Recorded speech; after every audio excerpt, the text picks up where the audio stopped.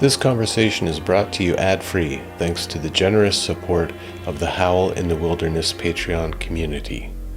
To gain access to early release of all episodes, the full podcast archives, and other extras, visit patreon.com/Howl in the Wilderness.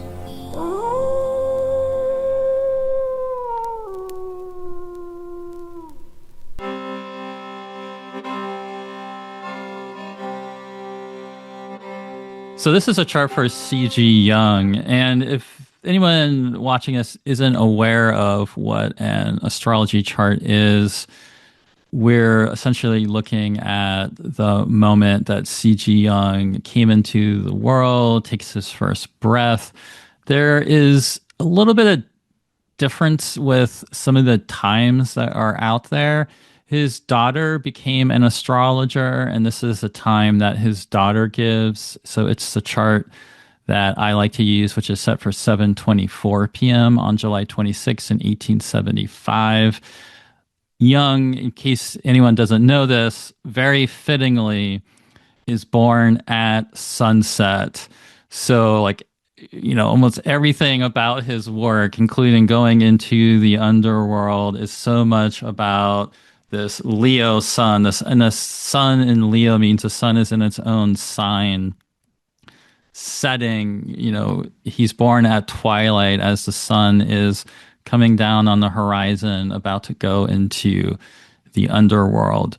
Now, what that means is, because he's born with the sun setting in Leo, that means the western horizon at the moment of his birth is the sign of Leo. This is also using the tropical zodiac.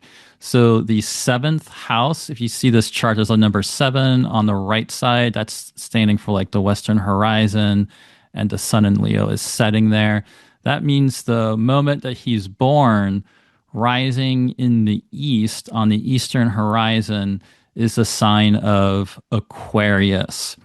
He's also born with Saturn in Aquarius, which means he has Saturn in its own sign. Again, so much about Jung's work is about Saturn, and Saturn being in Aquarius, including some of the daimonic figures like Hillman that shows up in the Red Book, is so evocative of that in his chart. So he not only has a sun in Leo, he's born with the moon in Taurus.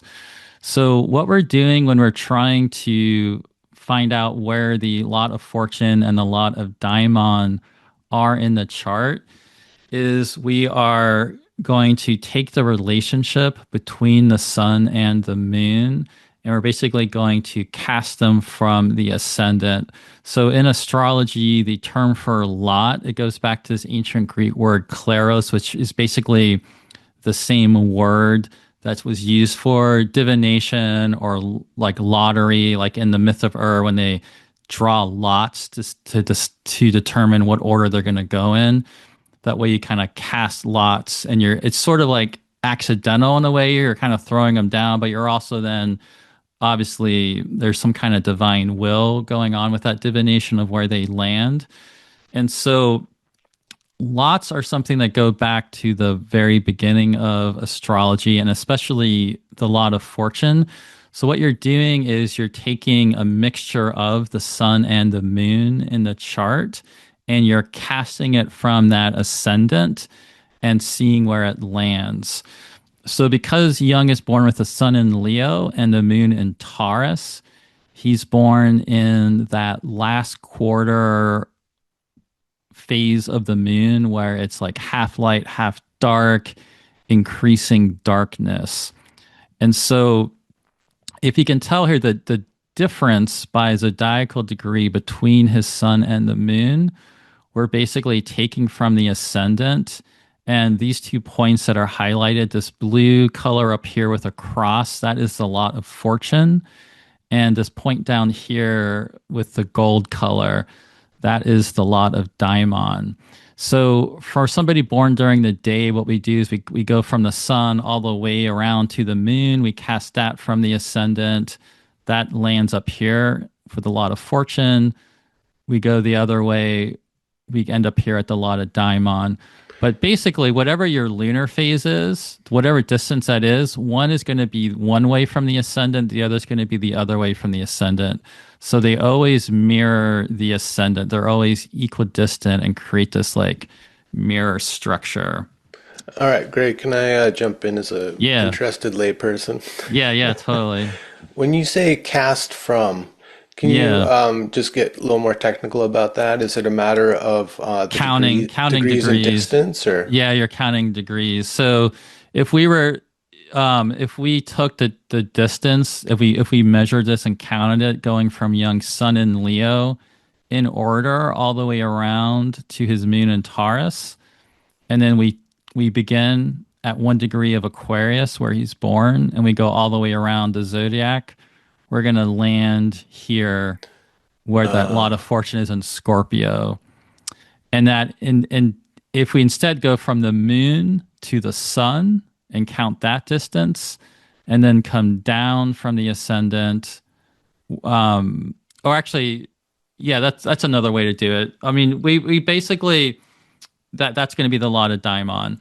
So and there's I won't get into the weeds with like there's all a whole thing about which one you do and which direction you go, and that's something you can talk to an astrologer about. But basically, And the that distance between astrologers can argue amongst themselves about endlessly. yeah, yeah, totally. And Yeah. there is about these points. There is an ancient argument about them, but essentially, yeah. When I say cast into the chart, we're taking the distance between them, and we're sort of like casting them from the ascendant and counting by degree to see where they land. Now, why do you cast from the ascendant? So the ascendant is like the point of life. It's that idea that I guess in a way we could think about the sun rising every day. You know, it's sunrise being this moment of creation and insemination. Whatever is rising on the ascend, what is rising in that eastern horizon when somebody is born is seen as the foundational point of like who you are Mm. in the world as an incarnated soul. So it's And that kind of point of entry or point of becoming. yeah, Um, point of becoming, exactly. Interesting here that for Jung it's Aquarius because a lot of Right. people point to him as being the kind of the catalyst for the Aquarian age. Yeah, Yeah. definitely. And they also, yeah, and I mean, I always think it's interesting bringing that up that his version of the Aquarian age was not the Hair musical. It was that we have to confront evil in the world, which is clearly where we're headed right now. And as well as his whole like union of opposites and confronting that within ourselves and everything else. Yeah.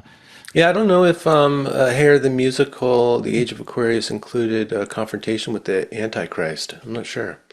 I don't think it did though. I don't remember that. Right, the Antichrist for sure. Yeah.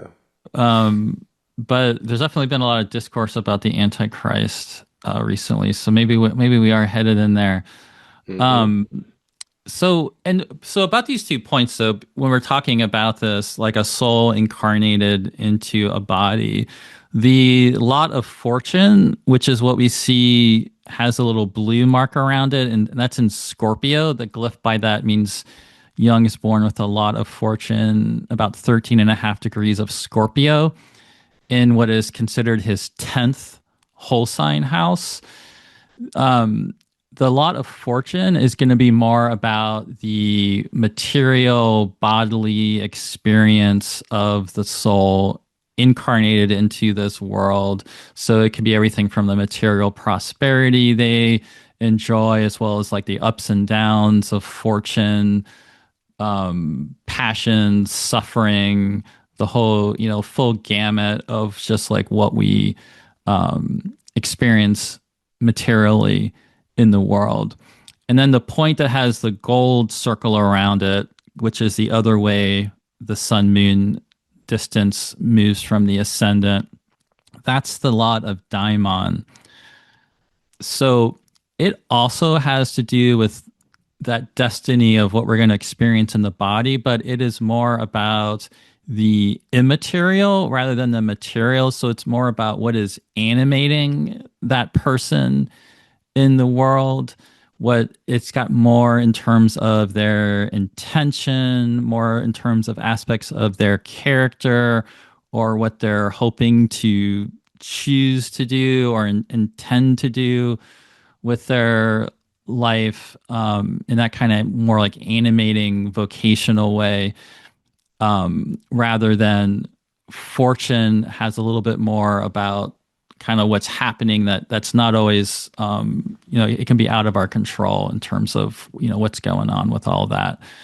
Yeah, so I mean, just in terms of Jung's life, his like the family that he was born into, his father being a pastor, Jung's whole relationship to religion, that being an interesting connection, him marrying a very well-off woman that provided him the ability to, go off on all his explorations and buy all those alchemical Absolutely. books and all that kind of stuff. That would be a lot of Yeah. fortune type Th- stuff. yes, and there is all sorts of timing techniques out there, but one of the things that's interesting, there's a Hellenistic timing technique that has been called zodiacal releasing in the translation that is based upon it. Zodiacal releasing is basically like a timing technique that creates these timing structures out of these 2 points.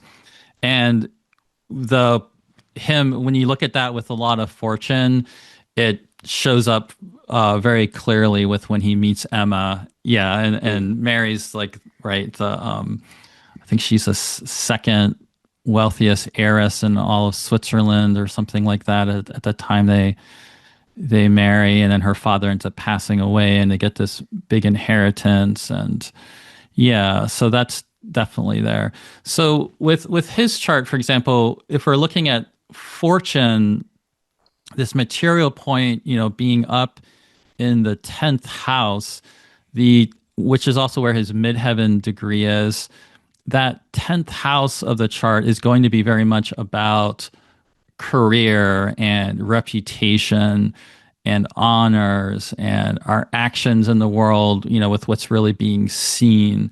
And so there is a way that this is really showing how much of his life, I mean, in one way, I mean, he's this hugely influential person in the world, obviously with his work and his body of work. And that really did, I think about it being up there showing how it really consumed him also. He did have a family, he did have children, but he was so much more connected in with that work and that, that kind of public, being seen in the world. That now the lot of Daimon, in contrast, is in Aries, and that is in the third house. So the third house, is, so if we're gonna say, so even if we're thinking a little bit too about where the 10th house is, so like in the, he's born at sunset. If the sun was like culminating like up at its highest point in the sky, that would be a little bit more like where his lot of fortune is, like up there. The where the lot of Daimon is in the third is like down in kind of like the underworld. It's actually the way everything turns, it's like the point that's coming up after the sun's gone down to like the greatest depth and is starting to come up. It's the house anciently known as the house of the goddess. It's a house that's associated with the goddess, with divination and personal rights, speaking, writing, communication. Certainly also has some connections in with like siblings is often a topic with the third. But in terms of somebody that was, he had so much of a drive towards writing and communicating these ideas, but these ideas are also connected to the realm of dreams and divination and these ancient religious concepts. So it's very Yeah. evocative of that lot falling in the third place, the third house in that way. Well, yeah, and I mean, what you're describing here reminds me of how often he played the role of the prophet, Hmm. throughout his life. He had these like prophecies. Also, too, something about Aries being there. I think about like what kind of like set Jung off onto his own course was that conflict that he had with his mentor, Freud. And Hmm. it was a disagreement over the nature of the unconscious. And yeah, And so I then, mean, then that being more sounds the spiritual aspect too. Yeah. right. Yeah. Yeah. Absolutely.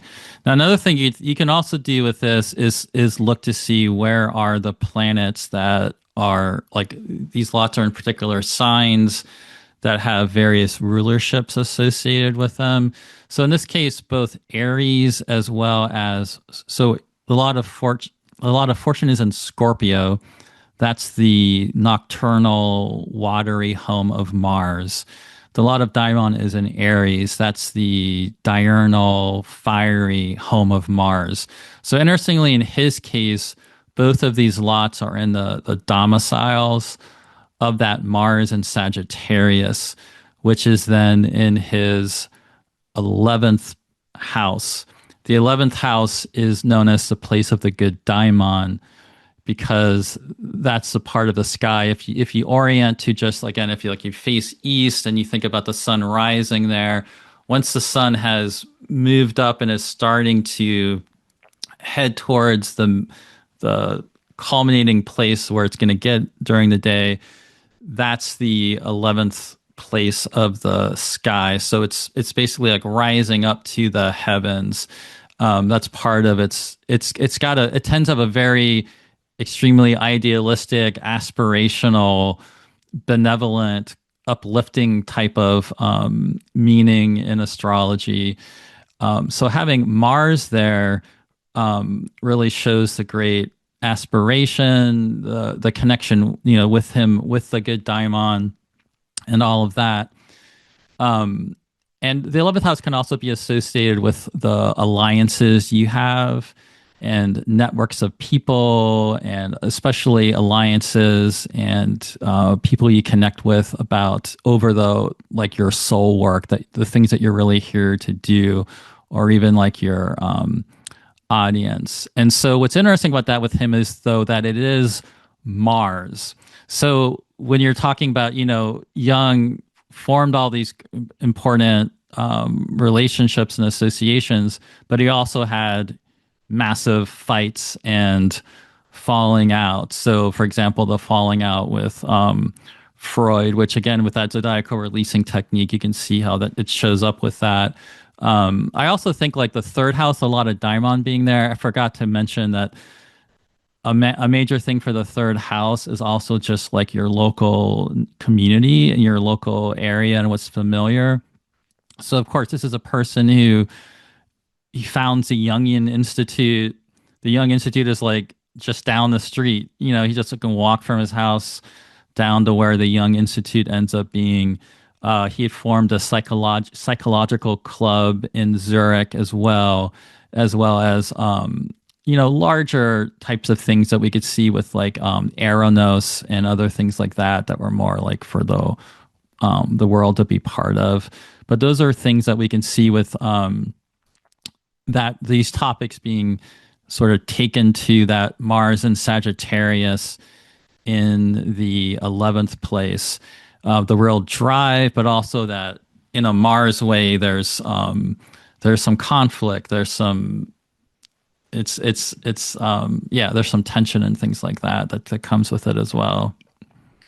Yeah. It kind of goes back to that quote that you shared from Memories, Dreams, Reflections, where he's kind of Yeah, apologizing for for all that yeah. conflict. He's like, yeah, I was wrestling with my daimon. I was in the grips of my daimon. That's why. Yeah, Yeah. absolutely. Mm. And I mean, in a way that can be distinguished a little bit. I mean, one thing too is the lot of Daimon in Aries. It's also in the exaltation of the sun. So, and also where it is it has some other additional things. If people that know a little bit more about astrology, it's in like the second decan of Aries, which is associated with the sun. It's in the fire element, which is associated with the sun. So it's the a lot of Daimon, in addition to Mars, definitely has a very strong solar quality going on with it, which is again incredibly fitting for him because so much of the Red Book, for example, is so much like a journey of the sun, and the sun going into the underworld. I mean, it's like it's very literal with what happens with those different experiences he goes through there. So that's also very evocative of it. Hmm.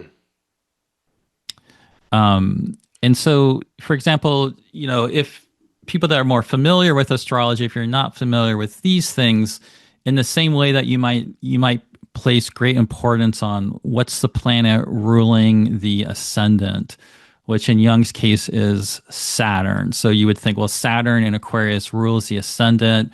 It's going to be this really important guiding force in his life. These are two other points where you can look at and get a lot more important information with that regard. So, for example, that Mars and Sagittarius, and then you can keep going. So, like if people don't know a little bit more about astrology, the quality of Sagittarius, that visionary quality of philosophy and everything else goes so well with the Mars, and it's in the sign of Jupiter. He has Jupiter in Libra in his ninth natal house, which takes us to all of this like higher mind and philosophy and teaching and travel and divination and oracular prophetic qualities, right? So yeah, you can just kind of keep going interpreting it, and it becomes quite evocative. Hmm. Yeah. Well, probably too much detail Too for much, us to too get much into detail for here. yeah, totally. Do you Yeah, want to this look is at Hellman's chart though before we move on, yeah, or yeah. It's just reminding of conversations I'll have with Debbie, my wife. yeah, So people who don't know, who's a professional astrologer, and yeah. when it starts getting into the weeds, she can see my eyes start to glaze Yeah, yeah, over. yeah, yeah, totally. That was just for the people that are into astrology. Otherwise, you can disregard it. Yeah, I'll show Hellman's Yeah, chart here. Let let's me let bring me up find Hillman's chart. Hellman's. Let's see. So what's what's interesting about this is I showed on that one how it's so much about the lunar phase and they're going to mirror the ascendant. So if somebody is born with the sun and moon together, if they're born right at a new moon, like Hillman is, which again, if we just think about somebody born and it's literally at a new moon, he's not like the moon is waning. It's like the end of the lunar cycle. He's born with the moon like less than 2 degrees away from the sun. So there's just been this whole like insemination of a whole lunar cycle. You wouldn't be able to see the moon. The moon is like right together with the sun, which I think just really speaks to that sort of like puer, it's in Aries too. So it's just like so like just kind of leaping forward with these ideas and it's up in his 10th house because he's born with Cancer rising on the ascendant. So he has that sun and moon in Aries up in his 10th house. Interestingly, you might notice they're pretty close to where Jung had his lot of Daimon. So there's actually a synastry connection there between them there.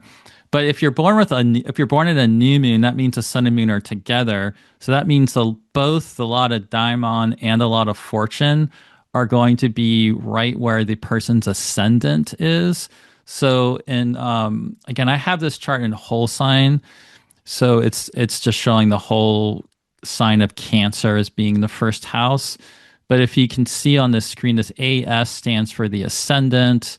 This is the lot of fortune at 15, the ascendant at 14 Cancer, the lot of fortunes at 15 Cancer, the lot of diamonds at 13 Cancer. They're all right next to the ascendant because if the sun and moon are so close together, these points are not going to move off the ascendant. And so what this means is for somebody like Hillman or anybody born in a new moon, this point of life, like what we would normally say is your ascendant, and it's always going to be important for everybody. It gets like, magnitudes more important because both a lot of Daimon and a lot of fortune are on that ascendant. So it kind of doubles down. They're not somewhere else in the chart. It's like that person's just really here to do that thing. And again, it's quite evocative for Hillman in that Yeah, way. the first thing that strikes me about that is that so much of his work centered around kind of bringing back this old myth about the Daimon, and that proved to be his most successful book. I mean, I think he Hmm. joked that it bought him a swimming pool or something, Yeah. Like that was the book that got him on Oprah. So his vocation to talk about character and destiny and this old myth was so wrapped up in his fortune, his good fortune anyway. Yeah, totally. And he has Pluto there, which is not something obviously Hellenistic astrologers would have known about. But when we think about Pluto, and there's certainly associations with the underworld and the depths and this really penetrating vision he has, um, as well as I think Pluto being there combined with all of this stuff also probably shows just his own kind of volcanic tempestuousness with some of this stuff. Like he it's like he has his own kind of splitting from Jung in a way of needing to go off on his own. I think one thing we could see about this, so that since it's Cancer rising, we could definitely think about the fact that with his sun and moon being together, the sun is exalted in Aries. It's like up in the 10th house. We can't see the moon. They're so close together. We would think about him probably as, you might imagine him as being very solar, but it actually places a great emphasis on that moon because the moon is ruling the ascendant, the moon's ruling the lot of fortune, the moon's ruling the lot of daimon. And that's also kind of interesting with him wanting to speak about things more polytheistically to me, and sort of poking at the idea of the self and kind of some of those ideas. Yeah, like. Yeah, he was kind of like the anti-hero. Hmm. When I think about the sun in astrology, and this could be really simplistic and reductive, but I think about the kind of the outward facing self, the persona that I walk through the world with. And for him, so much of that was about the underworld. His early book, The Dream Hmm. in the Underworld, and Totally. really fighting to maintain the integrity of the underworld and not succumb to kind of heroic interpretations. What he called, Hmm. like, following Nietzsche, the Apollonic consciousness of the sun. Right. Yeah, he was very much about keeping the dark in the dark in a way and not making the unconscious conscious in that Jungian way. So there's that kind of split with the father figure too. Yeah. Yeah, and keeping the dark in the dark. I mean, this is like a dark. I mean, he's a dark moon. We this is literally like right after the new moon, right? You cannot see that No light, there's no light. Yeah, it's just a no blinding. definition. It's And that just was a a, blinding sun. no, I mean, that's great too. Like, no definition. Like, he hated when people tried to define things like the Yeah. soul, for instance. He was very cautious about any kind of Apollonic definitions. Yeah, and when I brought up to you, I mean, you can look at other things. So people that know a little bit more astrology, so Cancer is the domicile of the moon. It is also the exaltation of Jupiter, and so he has Jupiter in Aquarius, with Mars also in Aquarius. In a whole sign way, it's in the eighth house, but again, just that kind of rebellious Aquarian, so intellectual, and so combined with Mars also being in Aquarius with the Jupiter, that again, like, yeah, just wanting to kind of break everything down and deconstruct things and challenge things, and yeah. Yes. Yeah, Yeah, totally. it really speaks to that as well. Yeah. Yeah, if kind of Jung was the catalyst for the Aquarian age, Hillman really ran with that. You know, he was such a great deconstructionist.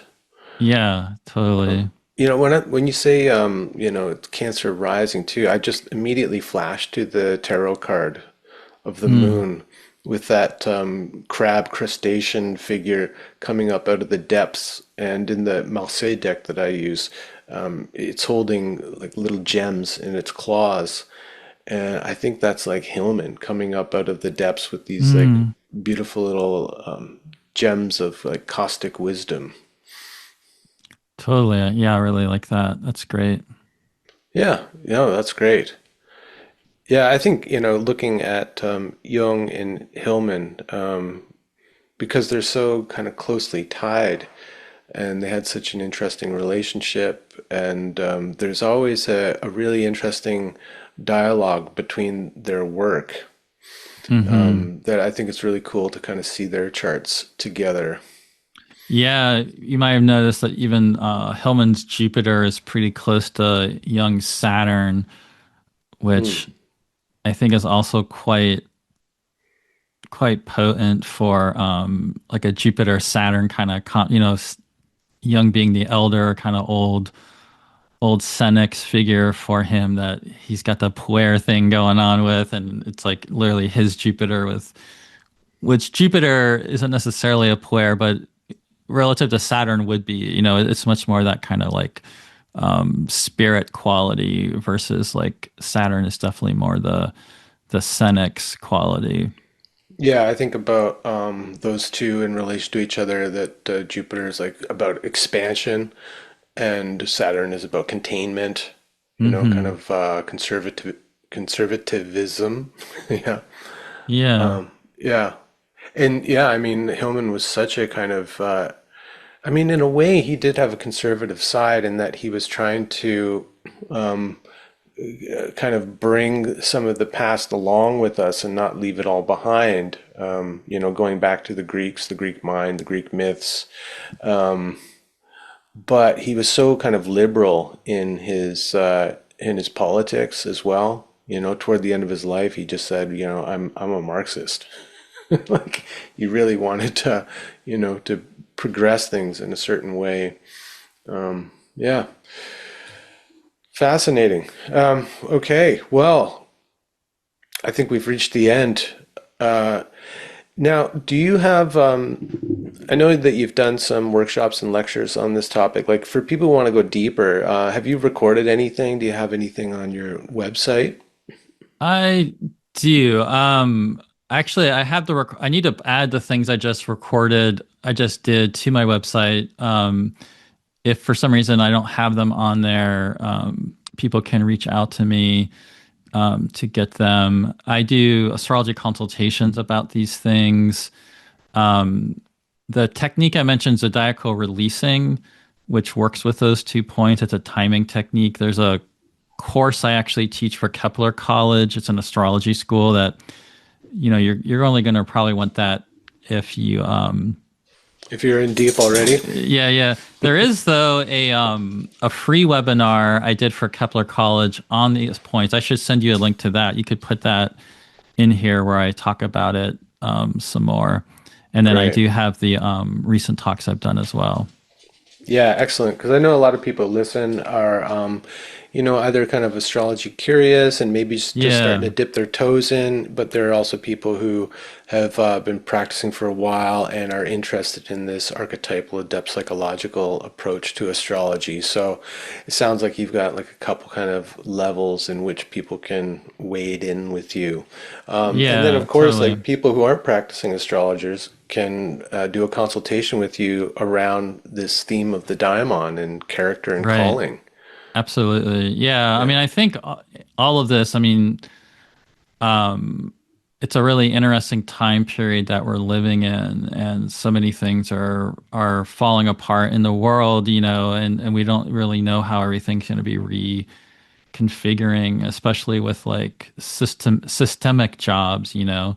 Hmm. So I think there is something really fascinating about the daimon right now and how to connect with that and find your way through this, what we're all going to be living through. Yeah, that's a really good point. Yeah, with all of the kind of uncertainty and security around AI taking over people's jobs, making people obsolete.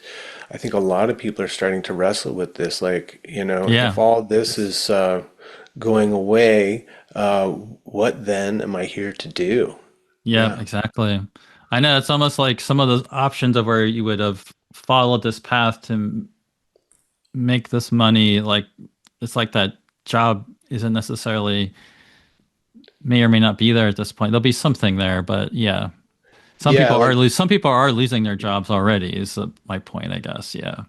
yeah, yeah, but I think, yeah, you're right that pathway of that leads to kind of like financial security, that kind of thing may be now closed to you. And yeah, time to get right with your daimon, I think. Yeah, totally. Yeah, Hmm. great. Well, I'm glad our daimons brought us together for this conversation. I think it's Yeah, been really totally. great. A little more technical than my usual thing, but I feel like I've learned something and got some insight into the chart, which I really Cool. appreciate. Yeah. Yeah, glad to be here with you for it. All right, well, let's look for another excuse down the road to do this. I really enjoyed it. Yeah, that'd be great.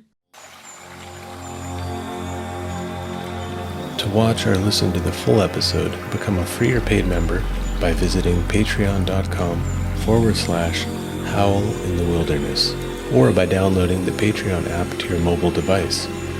Paid memberships start at just $5 a month and offer a number of benefits, including early access to all episodes, the full podcast archives, and the satisfaction of knowing that you're supporting an independent creator directly. Thanks.